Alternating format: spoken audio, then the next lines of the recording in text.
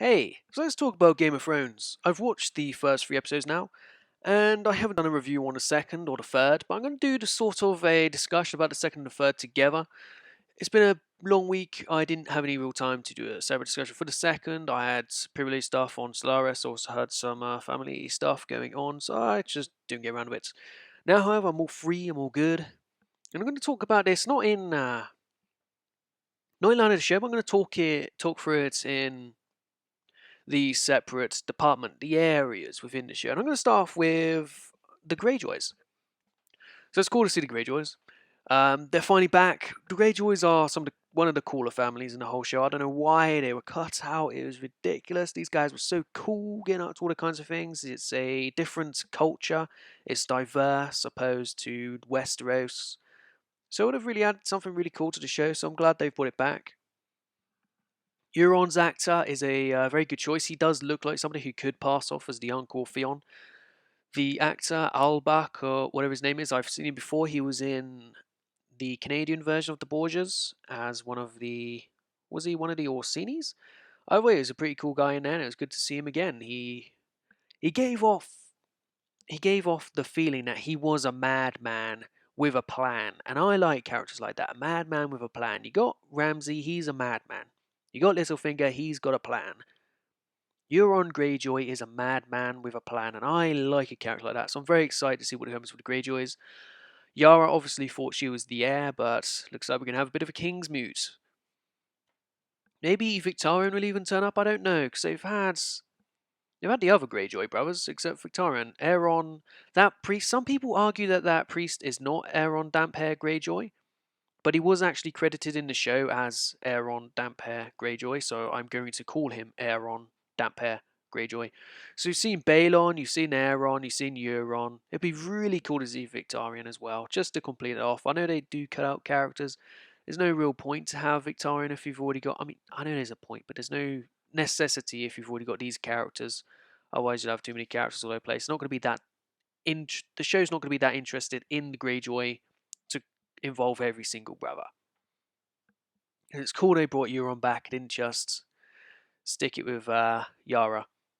I'm pretty sure Yara's going to take over the Victorian Greyjoy plotline. We did see her in the trailer making love to a woman, seemed a bit exotic, so I'm assuming she's going over that way after Euron becomes the king and hopefully attacks the Reach, because we have got Sam down there now. Sam is our point of view character in the Reach. He's also going to what's his castle called? He's going to... what's their castle called? He's going to his ancestral home. He said that while he was on the ship. We got, finally in episode 3, we got to see Sam and Gilly and Little Sam. Little Sam's grown up a bit. He's got a bit of hair on him now. Horn Hill. Yes, they're going to Horn Hill, so that's good. We're gonna have a point of view character in Horn Hill, and we're gonna have a point of view character in Greyjoy. So I'm fairly confident we're gonna get this conflict. And yeah, Randall Tarley, Ian McShane playing him. I'm pretty certain that'd be really, really cool to see that. But otherwise, nothing really reach-wise has happened. Of course, you do have Olenna Tyrell and Mace Tyrell in the capital. The two kids are in jail, but yeah, let's just go on. The next sort of subject is, of course, King's Landing.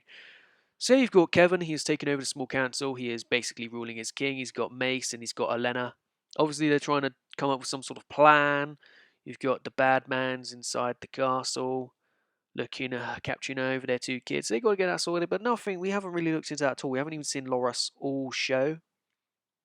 We've seen Marjorie once for 5 seconds. So Tyrell-wise, I'm not invested at all. They haven't got me invested. But Gregor Clegane, they have actually started referring to Sir Robert Strong as Gregor Clegane. I guess that's not to confuse your average viewer if they start calling him Robert Strong.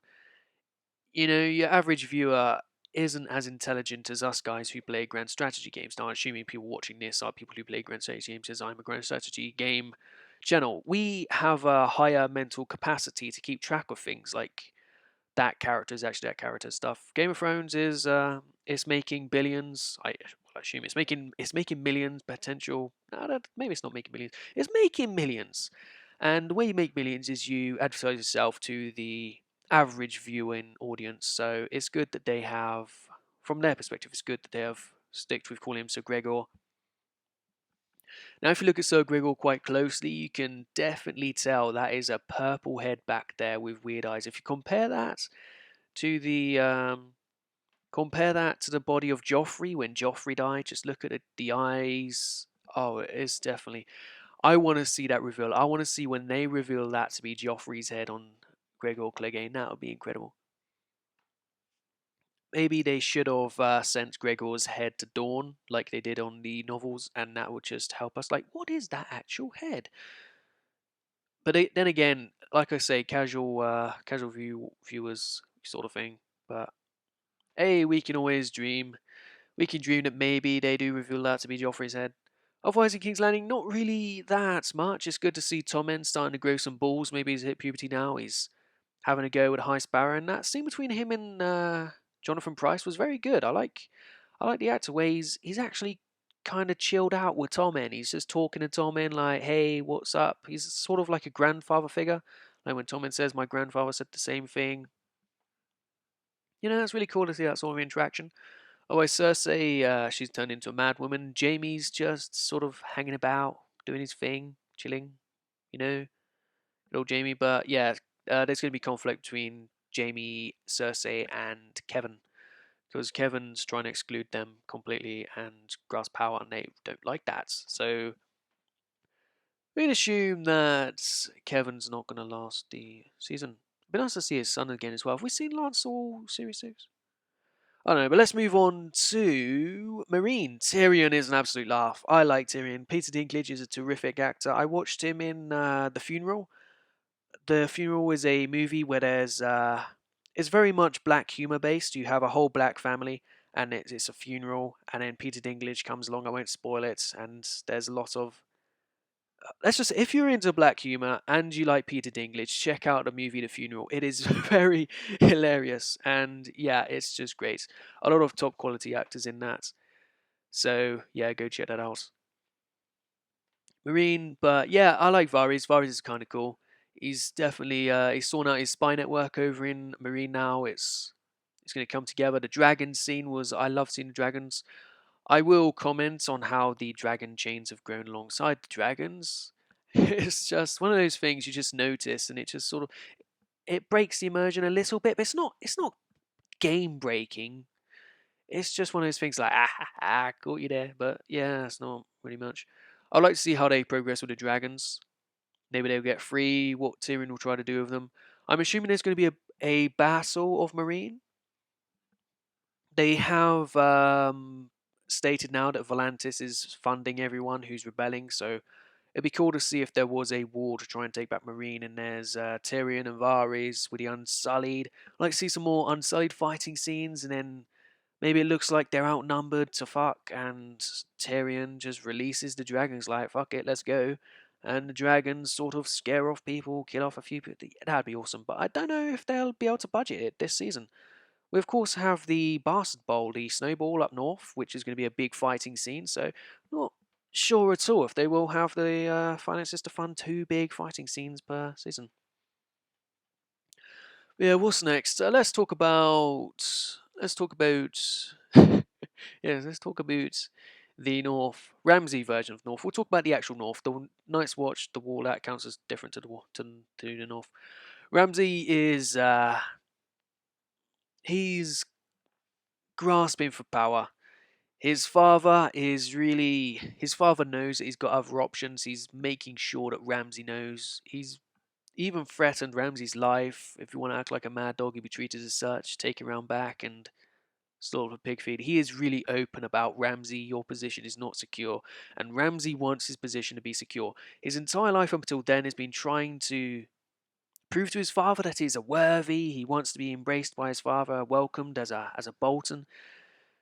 So I guess it was quite hard for Ramsay to kill his father. You can see the actor is a bit shaky after killing his father. It's like, ugh. And Ewan Rowan, he's a very great actor. If you like that actor, go ahead and check out Misfits. He plays a totally different sort of guy, but he's a very entertaining actor. Also, I saw on Reddit like a month ago now, he's been cast to play a young Hitler. So that'd be interesting to see. Yeah, otherwise in the north, it's cool to see the Karstarks and the Umbers. It's not cool the Umbers have done. Why are you hurting my Rickon? And while we're on the subject of Rickon, in the past week, there's been a lot of people on Reddit claiming that they came up with this genius idea that they think that maybe the gift the Umbers give to Ramsay is Rickon. Let me just go back a few weeks, nearly a month ago, before the show's even started. Who was the first person on the internet to predict that the Umbers were going to turn over Rickon to the Boltons? Was that me? Oh shit, that was me, wasn't it? Ah, that was me. Also, like to say a personal fuck you to the Reddit's moderator who deleted my post as obscure, and then went on to allow 50,000 other posts in the past week to not be deleted. Like, yeah, seriously, fuck you. I came up with this idea nearly a month ago.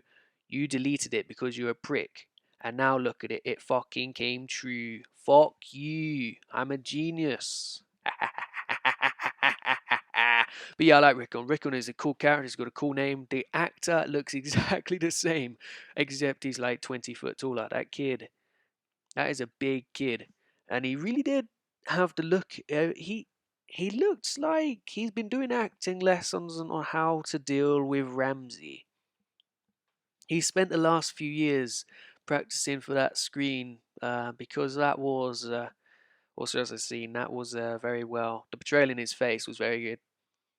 So yeah, there's Ramsay. And oh yeah, the Small John. Small John Umber is absolute banter. That character is cool. I assume I'm gonna like him as much as the Great John. It's a shame they cut Great John after season 1, after having like 2 or 3 scenes.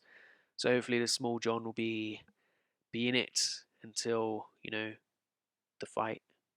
Which was no, let's not go into leaked stuff. No, let's not. Yeah, don't go out of your way to look for leak stuff. There was a lot of leak stuff. I didn't. I went out of my way to avoid most of it, but there is this one particular thing I do know of, and I'm excited to see it. Anyway, we've also got in the last 2 episodes, you did have a bit of Theon. Theon's going home. Now, I'm debateful what this is. Is he going home to the Iron Isles?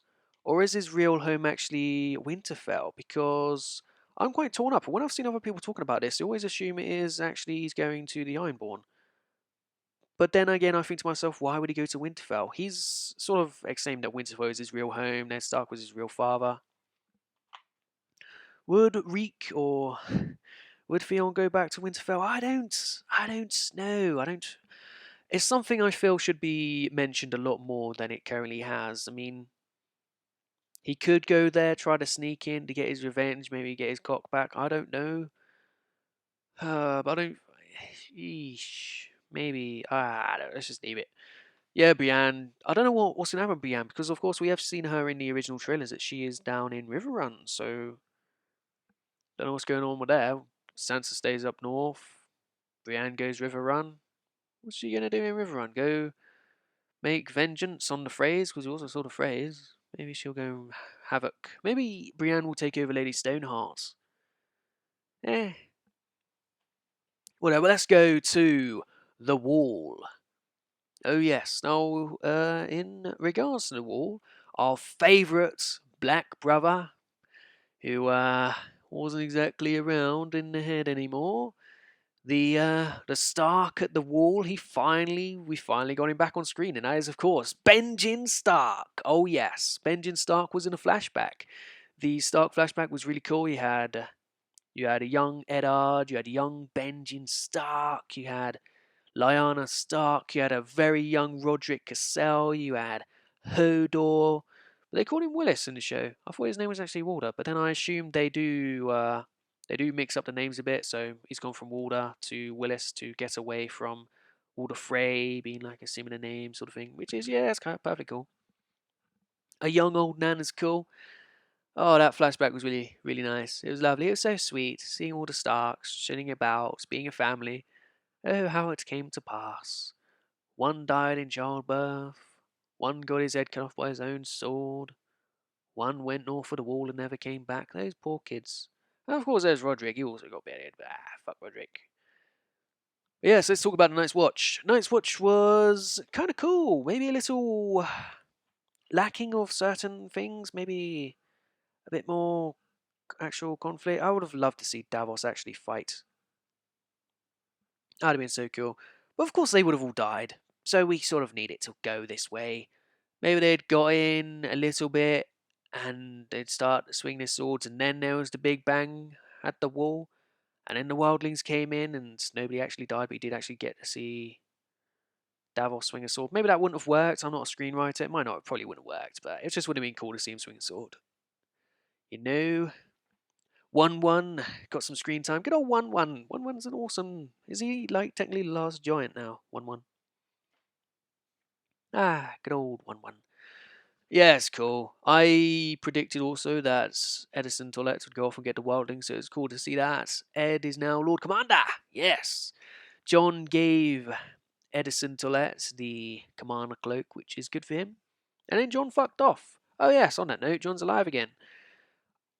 Yeah, the resurrection was a little bit lackluster. I would like to see maybe something different, maybe a sparkle in the gem of a necklace. I've also seen many people saying they were looking for that. That would have been kind of cool if there was like a subtle hint that it had worked, but then it continued to not work. Yeah, I also didn't think it would happen this early. That was the end of season episode 2. I sort of thought it would happen towards the end of episode 3. Like, they'd have their action a little bit, the wildlings would be there, there'll be a bit more build up before they actually went through with it. Yeah. Yeah. Yeah, I don't. Yeah, it's still good to see him back, and the exiting music for that scene. After the scene, the music really kicked in. That was very powerful. That was very good music. Well done to Ramin Djawadi, if I pronounce your name right, on getting that score done, because that was terrific. Absolutely terrific.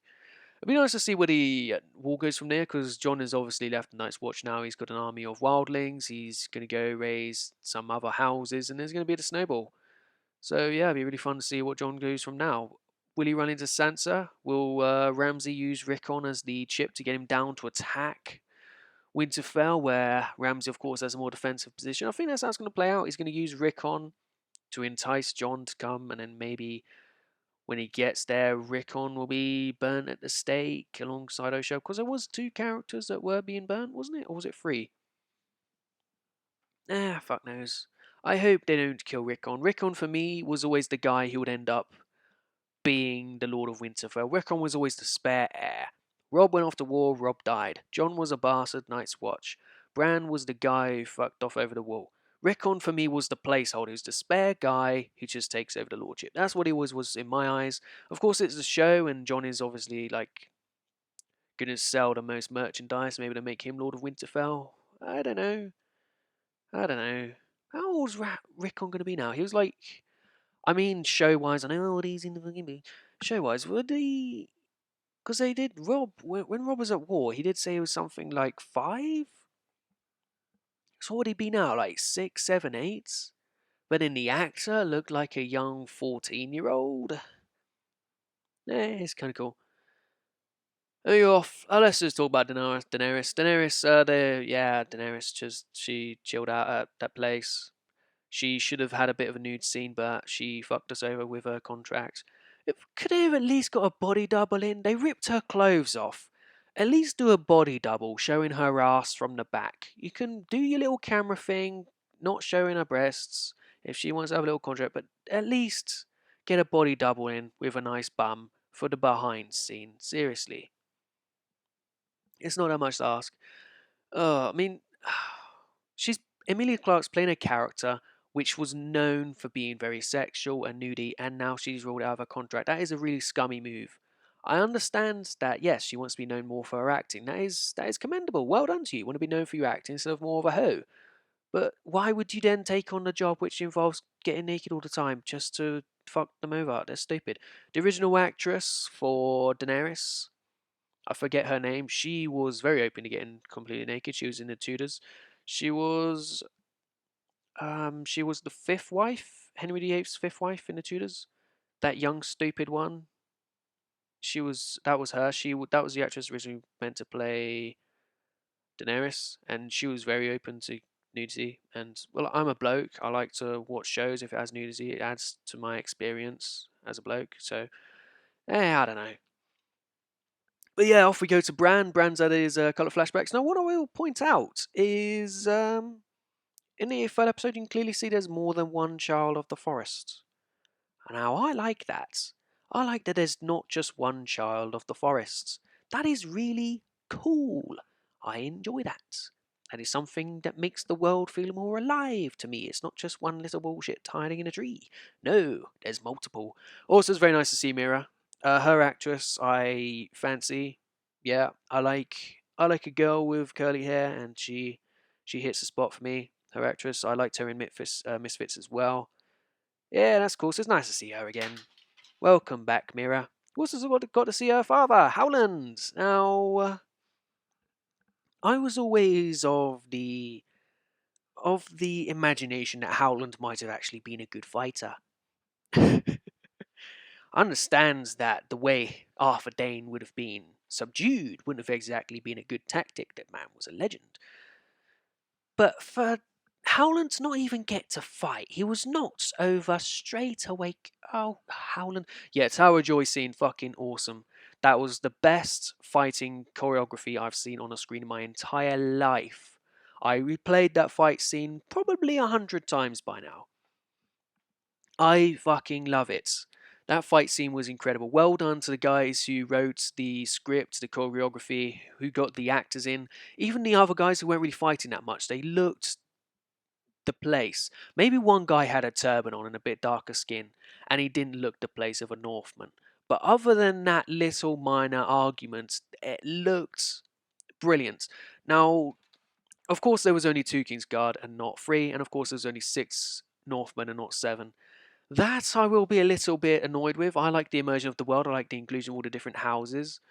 What I would have really liked is if they had the 7 Northmen, each with their own little distinctive badge, their house badge. Because Howland Reed had his little swamp lion. What's it? Swamp croc, whatever he is. He's got his sigil on his leather, and that looks really cool. But the other guys are just generic Northmen. It would have been nice maybe if there was the Glover fist on one of them. These other guys had shields, but they were using the Stark shields. Maybe if he had his Glover shield, there's the Cassel had his thing. The Theo Wool Dustin, I would have liked to see his 2 axes on his shield or something like that. Maybe even if there was just a little nod, like there's his big red stallion, that would have been awesome. The Rice, well, you could have his little shield or his emblem on his shoulder or something like that. It would just really have added to the immersion. But no, they cut it down to 6 guys against 2. Now, I can understand this from a screening point of view. If you have 3 fights going on, it is kind of all over the place. You can't just concentrate on one guy being badass. I think that's why they got Sir Oswell went out the way reasonably fast. And the way they did it really tied into Arthur Dane. Because Arthur Dane, of course, knocks Oswell... Arthur Dane knocks Eddard to the side, and then Eddard is defending himself from Oswell, who just slew, let's call him Theo Wool. So that works very well, and then it gets down to there's only the 4 left against the one guy, and then you can concentrate solely on one fight scene. You get in more badass moves. It just runs more smoothly with one camera going from left to right instead of having a shaky cam, teleport over the place, sliders, whatever bullshit you do to be able to watch 3 fight scenes. And it's the same with him having 2 swords instead of Dawn. Imagine one guy trying to take on 4 guys with one sword. It's going to be kind of babyish. People will be complaining, why aren't they all attacking at the same time? Yeah, I think the 2 swords for the screen made it more realism. Of course, Dawn is an awesome sword. I would have loved to have seen it. Even if they did something like Arthur killed the magical 7th man who didn't exist on screen, picked up his sword, and then he had 2 swords. If they just included Dawn, that would have been so cool. But 2 swords for the big fight scenes, I totally understand it. It just makes it run a lot more smoother. That's cool. And the other inquiry would be, why isn't Ned Stark using ice? I've seen that all over the place. The reason Ned Stark is not using ice is because ice is a massive as fuck, overly sized, overly heavy ceremonial sword. You are not going to fight a fast, formidable fighter with a sword that bloody big. That is ridiculous. Like Tywin Lannister said, the sword was absurdly large. That's why Eddard, in any of his fight scenes, has not been fighting with ice. You just don't fight with a thing that big. This isn't Dark Souls 3. You can't just walk around with a massive sword 20 foot long and swing it perfectly. This is based, it's trying to be as realistic as possible, as historic, with as much realism. You can't do that with a 20-foot long sword. It is not Dark Souls. Ultimately, that scene was incredible. I loved it. It was really great. It would have been nice if Oswell had his bat along his mask. Maybe because Oswell is actually Brandon Stark's great uncle by blood. Brandon Stark has Oswell Went's blood in him. Oswell Went was the sibling of Catelyn Tully's mother. Maybe this is just me being a bit into family lines too much, but it would have been cool maybe if the High Sparrow just pointed out that that's your mother's uncle as well. I don't know. Maybe there just wasn't the time for that kind of thing. It just made the world more embracive for me. And of course, the High. I probably said the High Sparrow, didn't I? Yeah, that's not his name. The Three-Eyed Crow, Three-Eyed Raven, that bloke. He cock-blocked us. We wanted to go and see Lyanna and see Jon, but no. He told us, fuck you guys, wait until next week. And it was cool. Of course, there's the other thing as well, where Brandon shouts and Ned, like, sort of acts like he hears it. I'm thinking maybe that's the gods. Because they're northern gods, is like the trees whisper to you or whatever. Maybe that's what Bran's doing. And I'm gonna throw out something. Maybe Bran makes Hodor. Shouts Hodor from the wind, messes his brain. I don't know. Anyway, that'll do for these. I've spoke about these 2 episodes as if they're one. But yeah, Tower of Joy, really good fighting scene, really badass. Thank you guys for watching this video. I know it's dragged on for quite a bit. I hope you've enjoyed listening to me talk crap. If you have any other ideas of yourself, things I've potentially missed out. Oh yeah, I didn't talk about Arya. Yeah, I don't care about Arya. Screw Arya. If you anything else you think I missed, want to talk about predictions you think going on, but don't talk about spoilers. If you've seen any of these leaked things, do not post about them. That is a real shitty move. I will get Small John Umber down to call you a cunt like he calls everyone else a cunt. I like Small John Umber. That guy was so cool. Openly calling Harry and Karstark and Ramsay Bolton a cunt right in front of him. That's just brilliant. I'm dragging on too much. I'll see you guys in the comment section in the next video. Thank you for watching, of course. Bye bye.